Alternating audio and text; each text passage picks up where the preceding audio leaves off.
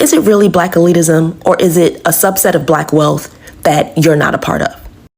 What's good, y'all? Welcome or welcome back to the channel. I know it's been a while since I uploaded. I had no intention of being gone this long, but your girl is back inspired and I have tons of content backpiled for you all. So without further ado, let's get into it. So Ralph Lauren recently released a collection honoring the historic community of Oak Bluffs and Martha's Vineyard in collaboration with Morehouse College and Spelman University. It's an ode to Black excellence, community, and a rich history that's been preserved from generation to generation since the early 1900s. Since its release, the collection has sparked quite the conversation on Black elitism and the diversity of the Black experience, and I want to talk about it because I have thoughts. So let's watch the PR for the collection, go over a brief history of Oak Bluffs, and then get into the real conversation.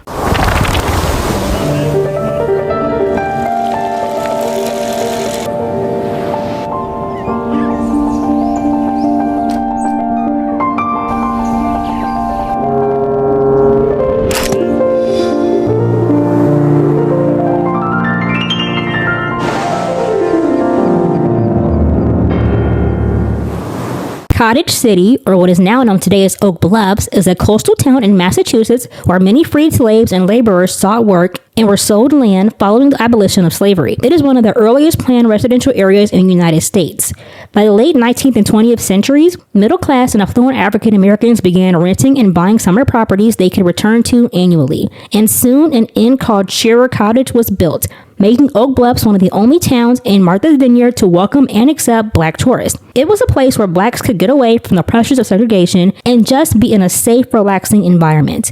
To this day, Oak Bluffs remains a vacation hub for the affluent Blacks, and it's a testament to the generational wealth that exists in some sectors of the Black community in spite of so much adversity. So as you can see, Oak Bluffs has a really rich and interesting history, and I'm glad this collection came around to shed light on it because I personally never heard of it, and I really enjoyed learning about it.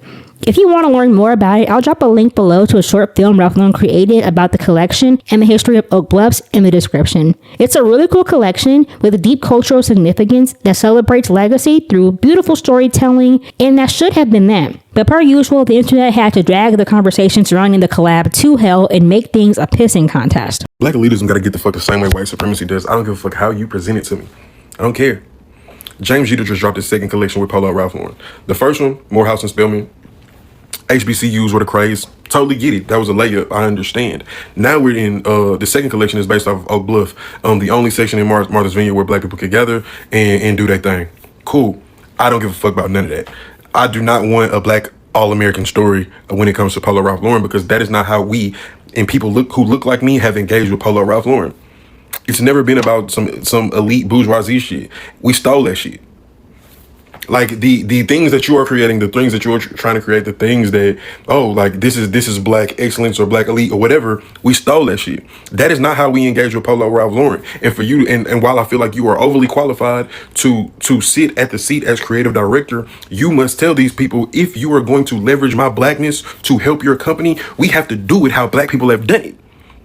At some point you got to recognize the lowlifes. At some point you got to recognize these other groups of people who look like us, how we were. It was a rebel for us to wear these things. It was a rebellion to the American dream, to the all-American standard. We stole that shit. And for us who are using our dollar to buy polo, at best we talking about a Macy's Dillard level. And for most of us, it's a Marshalls and Ross level.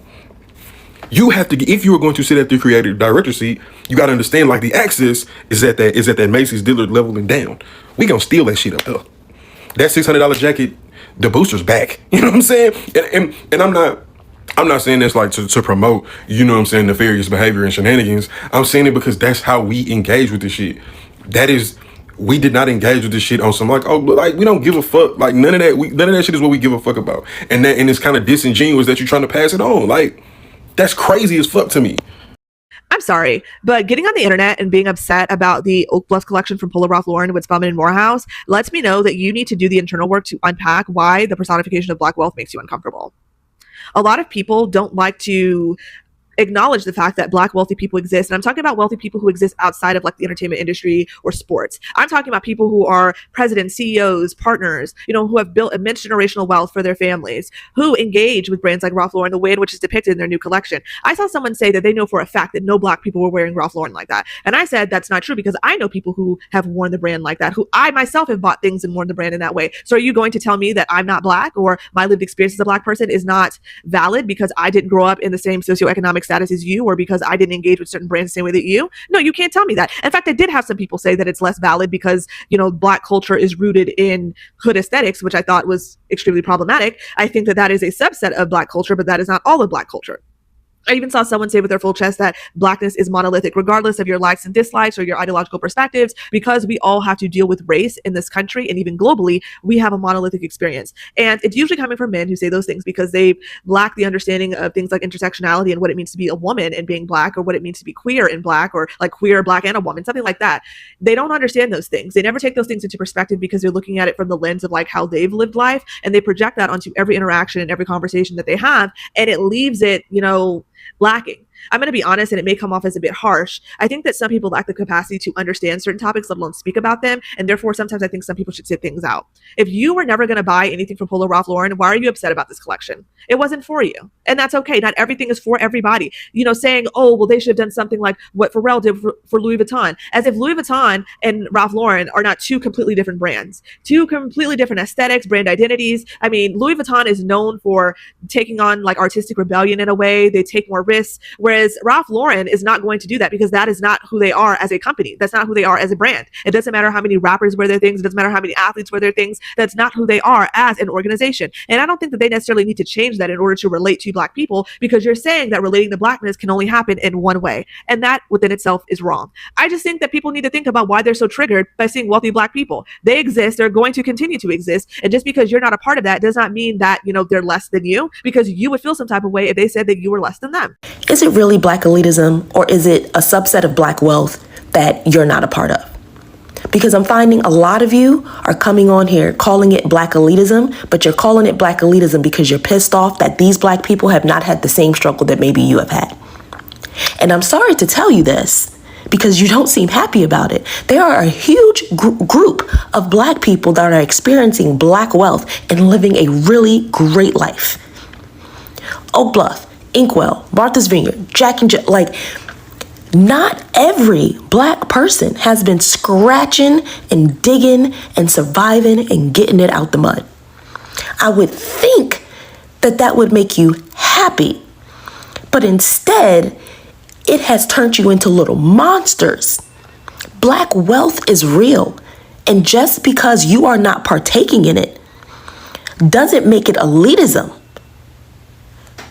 Every day people choose a new topic to be mad at, like Spelman, Morehouse, Howard, etc., for no reason. And I'm not saying that sometimes y'all don't be having points, but when y'all are over here bashing the Polo Ralph Lauren collab, essentially saying that it does not depict the African American experience, and that it's only speaking on behalf of the Black elites, and that it doesn't holistically describe our community, it's 2025, and we should really understand the concept that the African American experience is not monolithic, and just because a story is not about poverty does not mean that it doesn't deserve to be told. Period, point blank. Because y'all don't have the same outrage when Tyler Perry makes the same trauma film over and over again, depicting the African American community in impoverished experiences. Y'all don't have an issue with that. So why is it that we have an issue when somebody that is from an affluent background is talking about things that they have directly experienced? Do we automatically take away visibility from the Black community when it doesn't correlate to poverty? Is that what you're saying right now? Because that is anti-Black. Let's really wake that up. Also, additionally, on top of that, y'all don't have this same outrage when you have shows like Snowfall that only depict affluent African American people if they are partaking in illegal activity. So I'm so sorry, but if you have not been to Martha's Vineyard, that collection just wasn't for you. And that doesn't mean that you are any less Black as the rest of us, but also additionally on top of that, for the people that that collection was for, that doesn't make them any less Black than you either. And y'all are not going to keep trying to gatekeep Blackness and then correlate it to poverty, because that is not everybody's association of Blackness. It's pretty obvious to me, someone who's never even heard of Oak Bluffs, that this collection was targeted towards and centers a very niche audience. So I'm not sure why there are people looking for it to represent the entire Black community at large. As far as I can tell, it was never even marketed that way. There's nothing wrong with collections collections being released for certain aesthetics, but there is something to be said about black people who are off-put at the sight of black wealth. That doesn't come from entertainment or sports. Wealthy black people do in fact exist, and it's perfectly fine. We actually need wealth in this community more than anything. It's what happens with that wealth that matters, and I think that's where the real issue that lies in this conversation, and why elitism and classism, not only amongst black people but minorities in general, should be a no-go. So let's go deeper. We see in a lot of the responses to the collab that black people are not a monolith. I find it very odd that black people in general have no problem telling others that black people are not a monolith, yet when they see other black people living in a way that they perceive to be out of the norm, it's a problem. And then there's this need to single those people out and chastise them for it. Similar to how we see black people say that black people, and mostly black women, should be allowed to just be in whatever way they see fit without question. But anytime people are platformed in a way that's anything but exceptional, it's a problem and propaganda, i.e. the whole discourse we had surrounding that life-size sculpture that was of the average black woman in Times Square. Black women were questioning why she wasn't in scrubs or a graduation regalia. They were saying she looked angry, tired, unhealthy, was a monster, etc., etc. Because God forbid the whites actually see us just being. So it would appear black people don't actually believe we are not in fact a monolith. And the same goes for the other side of the coin. We have people like the first guy featured who cannot imagine a black experience existing outside of their own and equate stability, wealth, and just an overall improved quality of life with whiteness, as if wealthy black people haven't existed for centuries. And instead, they think that there are few and far between. This seriously needs to be unpacked before any other conversations can truly take place. And by this, I mean the fact that black people in America have extremely low racial self-esteem, which is why we are in constant state of trying to prove ourselves and subconsciously seeking the approval of others. Why everything we do that is seen as good is modeled after our oppressors. Why we are constantly shutting these kinds of conversations down online because we are in quote-unquote mixed company. It is because we are obsessed with how we look in the eyes of others. And I mean, with what we've been through in this country, how could we not? We need to acknowledge the number white supremacy has done on us and other minorities at large in order to heal, advance, and truly be liberated. So yes, while communities like Oak Bluffs were birthed out of the necessity of survival and safety, we can also acknowledge that the elitist and classist culture we see in present day from said communities and organizations like Jack and Jill, HBCUs, and the Divine Nine are problematic and quickly become vehicles to perpetuate white supremacy. Because the minute some of us get some perceived status, we cannot wait to treat others the way the white man treats us. A lot of us can't wait to let others know we are not the same. How soon we forget. There is so much more that could be said on this topic, but I don't want this video to be too long, and I also don't want to take away from the accomplishment that is this beautiful Oak Bluffs collection and campaign.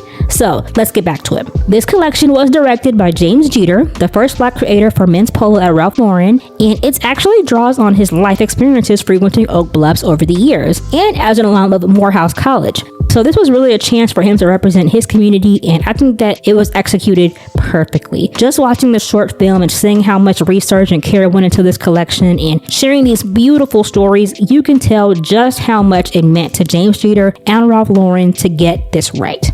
And if we truly believe that representation matters as we claim it should be celebrated. Without all the side conversations, because all these conversations are important and should be had, this really wasn't the time or opportunity for it, if we're being honest. So with all that being said, let me know what you all think of this conversation. What are your thoughts on the collection? Are you familiar with the history of Oak Bluffs? Would you rock the pieces? The preppy look isn't my vibe, but I will say the craftsmanship is incredible. So like, subscribe if you enjoyed this content. We're on the road to 100 subs, and I have some really cool things coming down the pipeline. I'm actually going to become a little bit more front facing on the channel, but in my own way. So I'm really looking forward to it, and I hope that you all enjoy what I have planned. So like I said, go ahead, hit that subscribe, get with the winning team, y'all, and I'll be back with another What's a TikTok real soon. Bye.